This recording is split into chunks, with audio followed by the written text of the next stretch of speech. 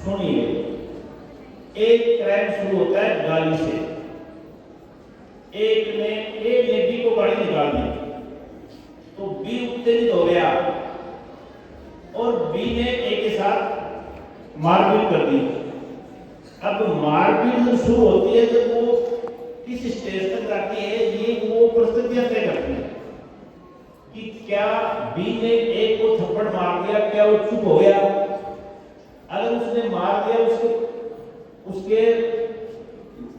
गाली निकाली थी तो उसके परिणाम स्वरूप उसने मारा तो वो थप्पड़ से रुक गया।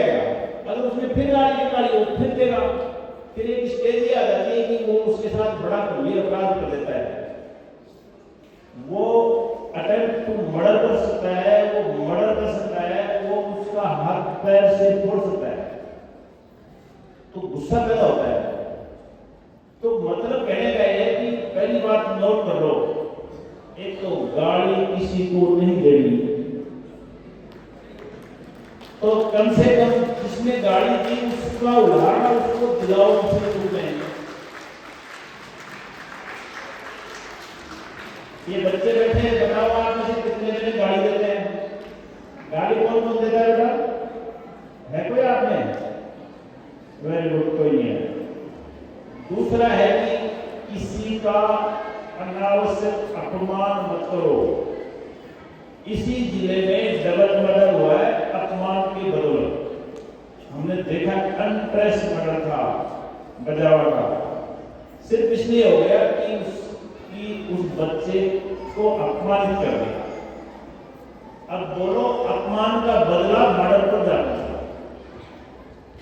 तो अपमान मत करो, और अपमान करना भी पड़ जाए उसको समझाइश के लिए या मोटिवेट के लिए, तो उसको इस बात का पता होना चाहिए कि ये तेरे को समझाने के लिए थोड़ा अपमानित कर रहे हैं।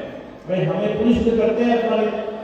कोई थोड़ी सी इंडिसिप्लिन हुई ट्रेनिंग सेंटर में और बस उसका आगे बढ़ जाए, दौड़िए ग्राउंड में 2 चक्कर लगाया गया।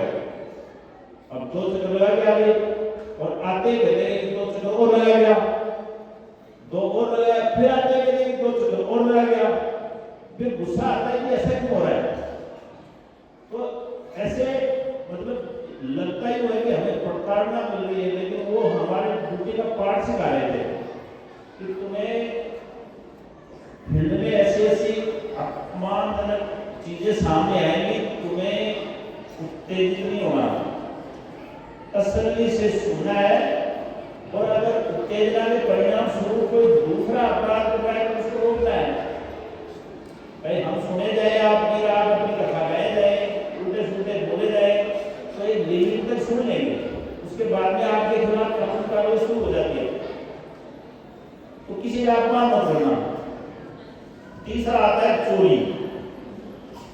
चोरी से अपराध शुरू हो जाता है। वो कहानी सुनी होगी, हमारे गुरु सुनाते थे कि एक माँ के कंधे पर बेटा बैठा था, वो जा रही थी रास्ते कोई माड़ी आया, उसका हल उठा लिया और वो घर ले गया। पानी कहाँ से आया तो माड़ी को चोरी से उठा लिया।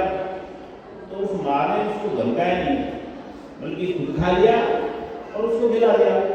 एक दिन चोरी करते करते लूट डकैती करता आ गया तो उसको फांसी की सजा होगी। तो लास्ट में पूछते हैं कि आपकी इच्छा बताइए। बोलो साहब मेरी माँ से मिलाओ। माँ से मिलाए तो तेरे कान में बात करूंगा। बोलो बेटा क्या बात है। तो उसने उसका कान खाता। अरे बेटा क्या करिए, मैंने जिस दिन पहले वो फल चोरी किया था उस दिन खाने के बजाय मेरे थप्पड़ मार देती है, तो आज एक दिन नहीं आता रहे। तो चोरी करता है तो उसको मोटिवेट मत करिए आप किसी को, समझे आप? और मोटिवेट नहीं करना, बल्कि उसको वापस ये भेज नहीं, ये गलत किया आपने, इसको सही करिए आप। तो गाली नहीं करी, अपमान नहीं करना, चोरी नहीं करना, किसी से छेड़खानी नहीं करनी। बहन बेटी सबकी बराबर होती है। मतलब इतना खतरनाक गुस्सा आता है छेड़खानी के नाम पर कि हर कोई चाहे तो ये गुस्से का रहता है, और उसके गुस्से का कोई स्टेज नहीं है वो कहाँ तक चला जाए। वो मारपीट आ गए, मार दे उसको, काट दे, कहाँ तक चला जाए। तो कोशिश करो कि अपन किसी से छेड़खानी करें ही नहीं, सभी को अपनी बेटी समझे। सही है नहीं है?